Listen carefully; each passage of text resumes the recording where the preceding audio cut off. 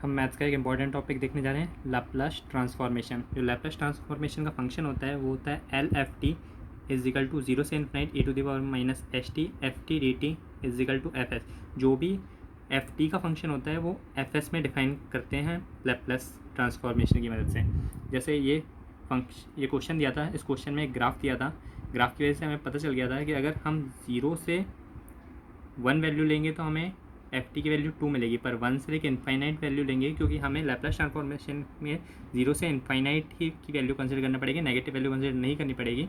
तो एक बार फिर से लैप्लास ट्रांसफॉर्मेशन की फंक्शन देख लेते हैं। L F T is equal to zero से infinite E to the power minus H T F T D T is equal to F S. तो हमने देखा 0 से 1 में हमें 2 वैल्यू मिल रही थी एफ टी की, और 1 से इनफाइनाइट में 0 वैल्यू मिल रही थी। हमने लैप्लास ट्रांसफॉर्मेशन का फंक्शन बनाया, उसमें 0 से 1 में 2 वैल्यू डाली, 1 से इनफाइनाइट में 0 वैल्यू डाली, उसको आसानी से इंटीग्रेट कर दिया और फंक्शन एस में आ गया। जैसे ये सेकंड क्वेश्चन है, इसमें अगर वैल्यू 0 से के ले रहे हैं टी की तो 1/k फंक्शन आ रहा है, और टी की वैल्यू अगर के से बड़ी ले रहे हैं, मतलब के से इनफाइनाइट लेंगे तो फंक्शन 1 आ जाएगा। तो हमने सिंपल 0 से के में फंक्शन की वैल्यू 1/k पुट करी और के से इनफाइनाइट में वैल्यू 1 पुट करी, सिंपली इंटीग्रेट कर दिया और फंक्शन के एस में बना लिया।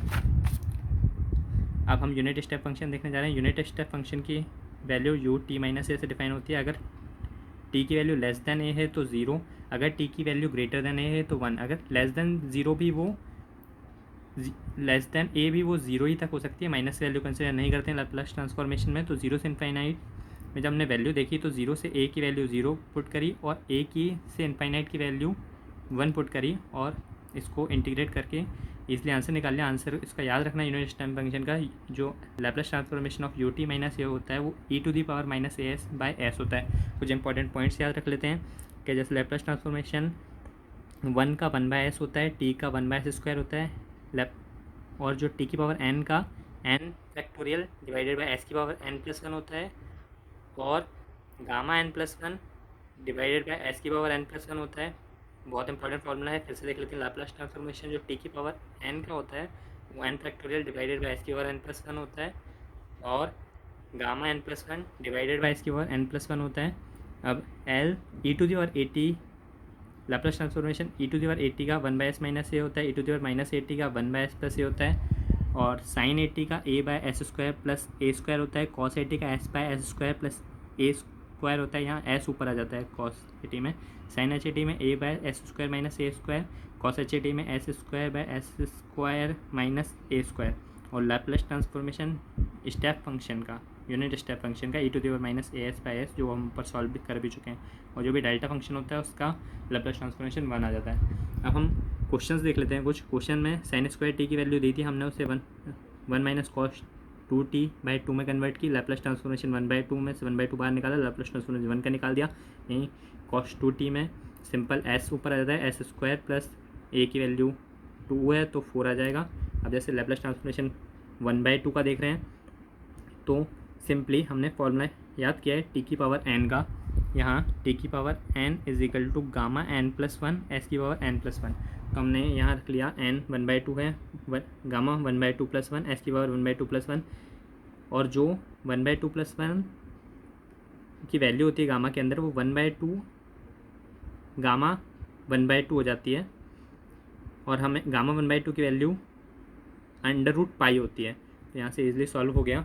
अब जैसे लैप्लास ट्रांसफॉर्मेशन टी की पर -1/2 का पूछ रहा था तो हमने -1/2 वैल्यू रखी, तो ऊपर गामा 1/2 आ रहा था जिसकी वैल्यू √π होती है। अब हमने ऐसे एल की टी की पर -3/2 का देख रहे थे तो ऊपर गामा की वैल्यू -1/2 हो गई। जो भी ऊपर की वैल्यू गामा की वैल्यू -1/2 आती है वो हमेशा -2√π से खुलता है। अब हम फर्स्ट शिफ्टिंग रूल देख लेते हैं। इसमें अगर एल एफ टी का फंक्शन एफ एस के इक्वल दिया है तो जो L E to the power A T F T का फंक्शन हो जाता है वो एफ एस माइनस ए से डिफाइन हो जाता है। इसके क्वेश्चन देख लेते हैं, इजी है काफ़ी क्वेश्चन। जैसे लैप्लास ट्रांसफॉर्मेशन निकालना था E to the power 3t T की पावर 5, तो हमने सिंपल फॉर्मूले की मदद से टी की पावर n का n factorial divided by s की पावर n+1 रखा, यहाँ से ये वैल्यू आ गई। और जो ई टू दी पावर 3t है यहाँ पर सिंपल s माइनस जो s का फंक्शन है वो s-3 से रिप्लेस हो जाएगा क्योंकि s की वैल्यू 3 है। ऐसे ही हमने कॉस का फंक्शन देखा, कॉस में s ऊपर आ जाता है, s² + 9 आ गया, क्योंकि 3 वैल्यू थी ए स्क्वायर की। अब जो भी एस का फंक्शन है वो एस माइनस 2 से डिफाइन हो जाएगा। ऐसे ही साइन की वैल्यू खोल ली और एस का जो भी फंक्शन होगा वो एस प्लस 3 से डिफाइन हो जाएगा क्योंकि माइनस वैल्यू है। अब फिर से बताया गया है कि अगर L F T F S के इक्वल है तो जो एल टी की पावर एन एफ टी होता है वो -1 की पावर एन टी की power N by D S की पावर एन एफ एस के इक्वल होता है। ये फॉर्मूला काफ़ी बड़ा दिख रहा है पर बहुत ही ईजी है। जैसे एन टाइम्स डिफ्रेंशिएट करना पड़ेगा और नेगेटिव की पावर भी एन टाइम्स आएगी। क्वेश्चन देख लेते हैं। जैसे एल टी है कॉस 3t था तो यहाँ पर टी की पावर 1 आ रही थी, तो टी की पावर 1 आ रही थी तो डिफ्रेंशिएट भी हमें एक टाइम करना पड़ेगा और -1 की पावर 1 चढ़ के भी नेगेटिव आ जाएगी। तो हमने सिंपल cos 3t को ओपन किया लैप्लास ट्रांसफॉर्मेशन से s bye S square plus 9 और यहाँ टी की पावर जो 1 था उससे पता चल गया हमें एक बार डिफ्रेंशिएट करना है और -1 बाहर आ जाएगा, सिंपली डिफ्रेंशिएट कर देंगे आंसर आ जाएगा। अब हम ये क्वेश्चन देखने जा रहे हैं, इसमें सेम वैसा ही है, बस साइन का फंक्शन आ गया है तो हम A by S square plus A square से खोल लेंगे और एक बार -1 बाहर आ जाएगा और एक बार डिफ्रेंशिएट करके आंसर निकाल देंगे। तो जो भी आंसर आया है एल टी साइन टी का वो आया 2s एस स्क्वायर प्लस 1 की पावर होल स्क्वायर। पर जो हमारा लैप्लास ट्रांसफॉर्मेशन फंक्शन होता है वो तो 0 से infinite E to the power minus S T T sine T होता है, क्योंकि ये एफ टी है और ये लैप्लास ट्रांसफॉर्मेशन भी एफ टी का निकला है। तो इसकी value 2s by S square plus 1 का होल स्क्वायर आ रही है। तो एक जो नेक्स्ट क्वेश्चन है उसमें हमें से 0 से infinite E to the power minus 3t T sine T है, तो यहाँ पर s की वैल्यू 3 आ रही है। और हमने देखा था कि जो T sine T F T का फंक्शन था उसका Laplace transformation 2s by S square plus 1 का होल स्क्वायर आता था। हमने कुछ नहीं किया, हमने दोनों इक्वेशन को इक्वेट किया। यहाँ से s की वैल्यू 3 आ रही थी, हमने s की वैल्यू 3 पुट कर दी रिलेशन में और आंसर आ गया। अब जैसे ये था, इस क्वेश्चन में t की पावर 2 थी, टी की पावर 2 है मतलब -1 की पावर 2 होके वो 1 आ जाएगा और हमें डिफ्रेंशिएट 2 बार करना पड़ेगा। तो एल साइन ए टी का function A by S square plus A square से खोल लिया, उसमें अलग अलग करके 2 बार डिफ्रेंशिएट कर दिया। अगर L F T F S के इक्वल है तो जो भी L F T by T होता है वो S by infinite F S T S के इक्वल होता है। तो यहाँ पर s से इनफाइनाइट है, 0 से इनफाइनाइट नहीं है, s से इनफाइनाइट है। तो हम हमेशा एफ टी के फंक्शन को एफ एस के फंक्शन में कन्वर्ट करते हैं। हम हमेशा यही करते आए हैं, पीछे भी देखते ना, मतलब जब हमने फर्स्ट शिफ्टिंग रूल पढ़ा था तो E to the power A T F T को एफ एस माइनस ए किया कर में कन्वर्ट किया था, एल टी की पावर एन एफ टी को -1 की पावर डी की पावर एन डी एस की पावर एन एफ एस में कन्वर्ट किया था। और ऐसे ही हमने यहाँ पर भी L F T by T को एस से infinite F S D S में कन्वर्ट किया है। यहाँ पर s इंपॉर्टेंट याद रखना कि 0 ना हो के s है। वैसे ही हम क्वेश्चन देख लेते हैं। सिंपल क्वेश्चन था l की power sine A T by T, हमने साइन ए टी का फंक्शन खोला a bye S square plus A square और वहीं हमने जो भी रिलेशन में पुट करनी थी वैल्यू कि अगर L F T by T हो तो s से infinite F S D S रखना है। तो हमने वही s की वैल्यू इनफाइनाइट और ये एफ एस की वैल्यू पहले ही मिल गई थी हमें साइन ए टी को खोलने से और डी एस से वो इसको सिंपल इंटीग्रेट कर दिया है। यहाँ पर 12th की जो भी इंटीग्रेशन के फॉर्मूले हैं वो अच्छे से याद होने चाहिए। तो वैल्यू पुट करी tan इनफाइनाइट की वैल्यू π/2 आई, tan inverse minus tan inverse s by आया तो इससे cot inverse s by a आ गया। अब हमें यहाँ से एक बहुत इंपॉर्टेंट वैल्यू पता चली है कि जो अगर s की वैल्यू 0 ले लेते हैं, अगर s की वैल्यू हम 0 ले लेते हैं, 0 पुट कर देते हैं तो वैल्यू π/2 आ जाती है। और हम Laplace transformation sine A T by T को 0 से infinite E to the power minus S T sine A T T D T भी रख सकते हैं। तो यहाँ ये बताया जा रहा है कि अगर वैल्यू s की वैल्यू 0 पुट कर रहे हैं तो π/2 आ रहा है आंसर, वो a पे डिपेंड नहीं कर रहा है, a की वैल्यू चाहे कुछ भी हो, नोट में लिखी हुई है for any value of a answer would be π/2।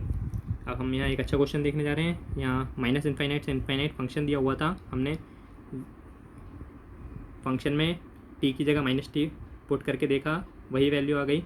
तो इवन फंक्शन है, इवन फंक्शन के लिए 2 बाहर निकाल लेंगे, 0 से इनफाइनाइट में फंक्शन लिख लेंगे। और जो फंक्शन ऊपर वाला फंक्शन है वो 2 साइन है कॉस बी का रिलेशन फॉलो कर रहा था। हमें जितने भी 12th के फॉर्मूले बहुत अच्छे से याद होने चाहिए। 2 साइन ए कॉस बी का फॉर्मूला होता है साइन ए प्लस बी प्लस साइन ए माइनस बी। यहाँ से हमने फॉर्मूले में वैल्यूज़ रख के ये रिलेशन निकाला, साइन 6πt/t साइन 2πt/t। अब हम देख रहे हैं 0 से इनफाइनाइट है, ऊपर हम पढ़ भी चुके हैं अगर 0 से इनफाइनाइट में वैल्यू है तो साइन के जो भी फंक्शन है साइन 6πt/t या फिर साइन 2πt/t उसकी वैल्यू डायरेक्ट π/2 आ जाती है। वो ए पे डिपेंड नहीं करती है, एक वैल्यू 6π हो 2π हो कुछ मतलब नहीं है, π/2 आ जाती है। यहाँ से सीधा आंसर आ गया। अब जैसे हम ये रिलेशन देखने जा रहे हैं कि अगर LFT की वैल्यू FS की इक्वल है तो दो फॉर्मूले बहुत इंपॉर्टेंट फॉर्मूले पढ़ रहे हैं।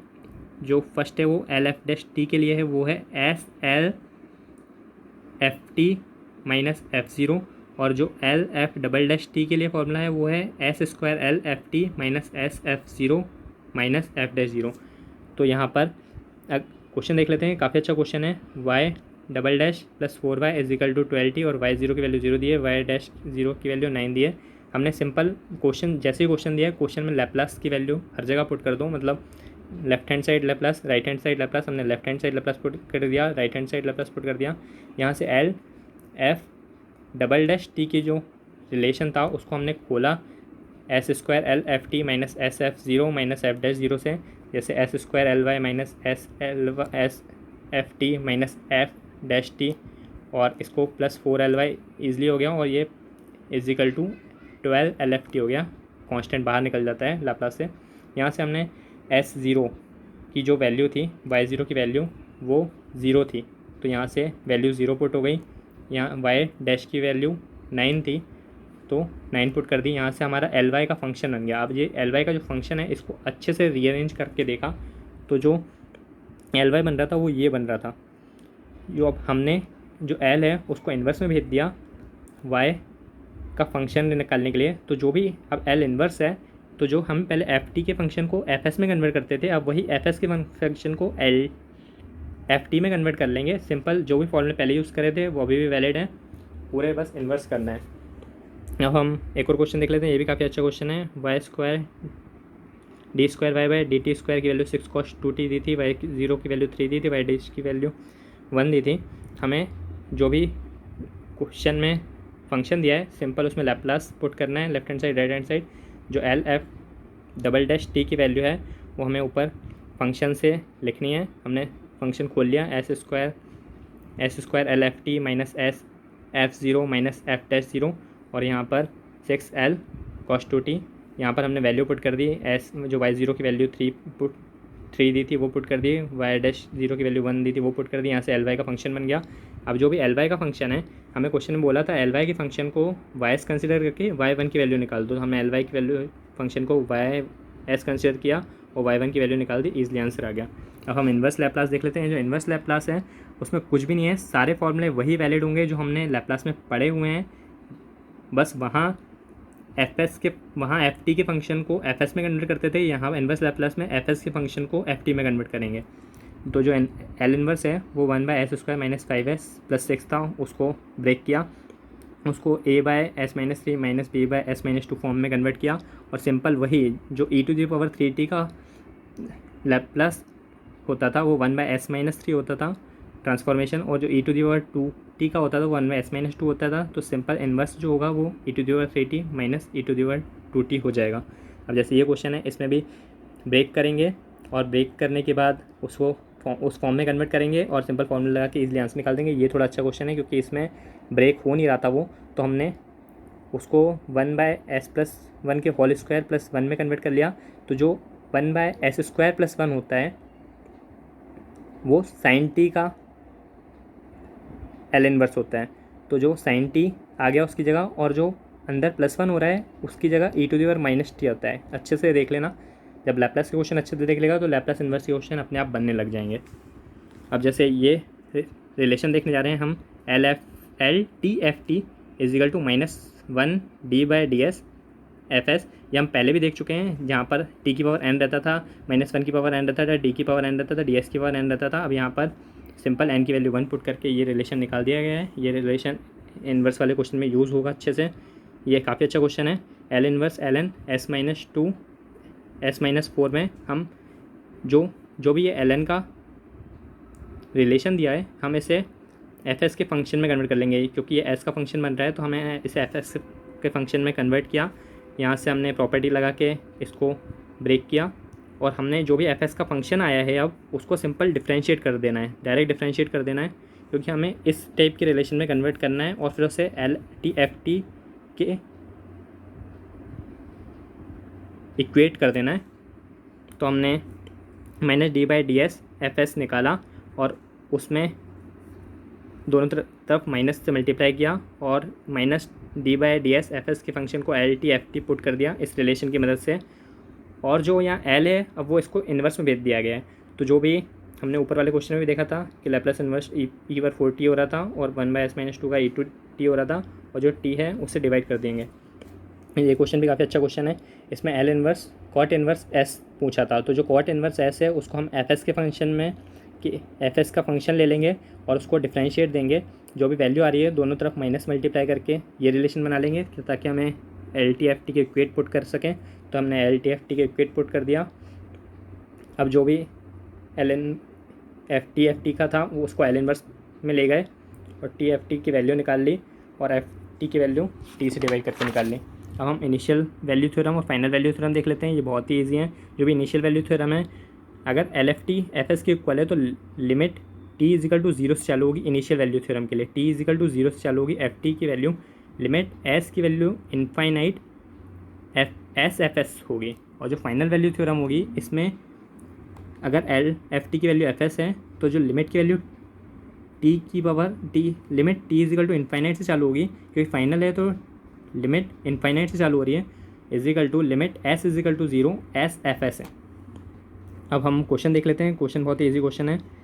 LFT FS का फंक्शन दिया हुआ था, हमें वो हमें लिमिट t इनफाइनाइट में पूछ रहा था मतलब फाइनल वैल्यू थ्योरम, और t 0 में पूछ रहा था मतलब इनिशियल वैल्यू थ्योरम।